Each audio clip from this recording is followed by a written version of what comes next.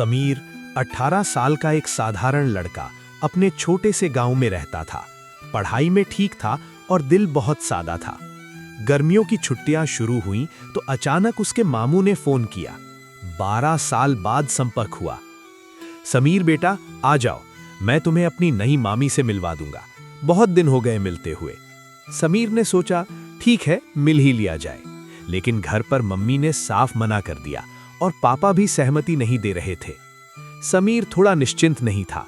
मामू ने उसे समझाया, बेटा ध्यान रखना, लोग हमेशा अच्छे नहीं होते, कोई भी बात आसानी से मत मान लेना। समीर ने हाँ कहा, ठीक है मामू, मैं आपकी बातें याद रखूंगा। वो दिन आया जब समीर अपने मामू के घर गया। माहौल थोड़ा अजीब था, लेकिन समीर अपने दिमाग में शांत रहने की कोशिश कर रहा था। मामू ने उसे कई बातें समझाईं ताकि कोई भी मुश्किल सामने आए तो वो संभल सके। समीर ने तय किया कि वो हमेशा अपने लिए सही निर्णय लेगा और किसी की बातों में जल्दी नहीं आएगा। मैंने जिद पकड़ ली थी और मामू आखिरकार हार गए। मैंने सोचा था कि शहर जाऊंगा, मामू के साथ घूमूंगा, नई जगहें देखूंगा और मजे करूंगा, लेकिन मुझे नहीं पता था कि ये सफर मेरे लिए बहुत चुनौती भरा होने वाला है। जब मैं बस से उतरा तो शाम हो चुकी थी। हल्की ठंडी हवा चल रही थी और सड़क पर थोड़ी धुंध थी। मामू की बाइक खड़ी थी, उस पर एक औरत बैठी थी, लाल सूट में, दुपट्टा हल्का सा चेहरे पर। मामू हंसते हुए बोले, समीर ये तेरी मामी है। मैंने नमस्ते किया। जैसे ही मामी ने दुपट्टा हटाया, उनकी मुस्कान देखकर मैं चौंक गया। वो बहुत गर्मजोशी से मिली और मुझे गले लगा लिया। पहली मुलाकात थी, लेकिन ऐसा लग रहा था जैसे सालों से जानती हूँ। रात का खाना भी बहुत अच्छा था, गर्मा गर्म रोटियां और मामी के हाथ की बनी सब्जी। सब कुछ सपने जैसा लग रहा था, लेकिन जब मैं सोने गया तो मामी की आंखों में एक अजीब सी चिंता नजर आई। मैंने ज्यादा ध्यान नहीं दिया। अगले कुछ दिन मामी मेरी बहुत सेवा करती रहीं। ऐसा लगता था जैसे मैं उनका अपना बेटा हूँ। चौथे दिन सुबह मामू बैकपैक पैक कर रहे थे। मैं चौंक गया। उन्होंने गंभीर स्वर में कहा, समीर मुझे 2 महीने के लिए दुबई जाना है, बहुत बड़ा प्रोजेक्ट है, लेकिन तू यहीं रुकेगा। तेरी मामी को अंधेरे में डर लगता है और मैं नहीं हूं तो उसकी जिम्मेदारी तेरे ऊपर है। मैंने सिर हिलाया, पर दिल में थोड़ा डर बैठ गया। मामू एयरपोर्ट चले गए। अब घर में सिर्फ मैं और मामी थे। पहली रात बारिश शुरू हो गई, बिजली चमकी और तेज हवा चली।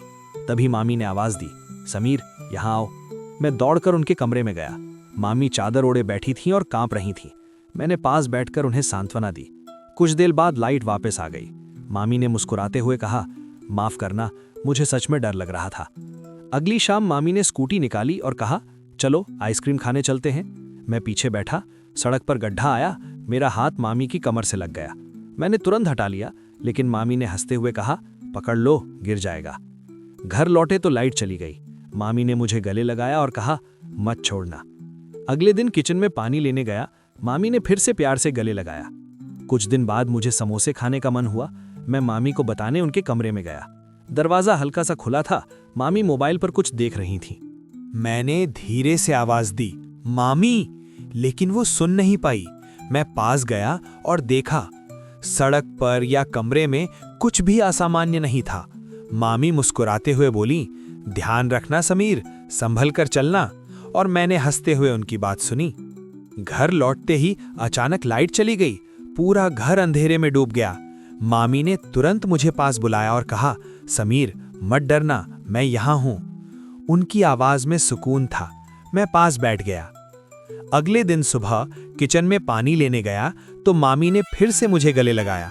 मुस्कुराते हुए बोली, शर्मा मत, मैं तेरी मामी हूँ, तेरी सुरक्षा मेरी जिम्मेदारी है। ये देखकर मुझे भी अच्छा लगा। कुछ दिन बाद मुझे समोसे खाने का मन हुआ। मैं मामी को बताने उनके कमरे में गया। दरवाजा हल्का सा खुला था। मामी अपने फोन पर कुछ देख रही थी। मैंने धीरे से कहा, मामी समोसा खाने चलें? मामी ने मुस्कुराया और बोली, हाँ चलो। रात में जोर की बारिश हुई, बिजली कड़कने लगी। मैं थोड़ी घबरा गया, लेकिन मामी ने कहा, डर मत, सब ठीक है। मैंने महसूस किया कि डर के बावजूद मामी का साथ मुझे सुरक्षित महसूस कराता है। अगले कुछ दिनों में मैं समझ गया कि मामी की हर बात में मेरी भलाई और सुरक्षा का ख्याल है। मैं अब ज्यादा सावधान रहने लगा, किसी पर भी तुरंत भरोसा नहीं किया।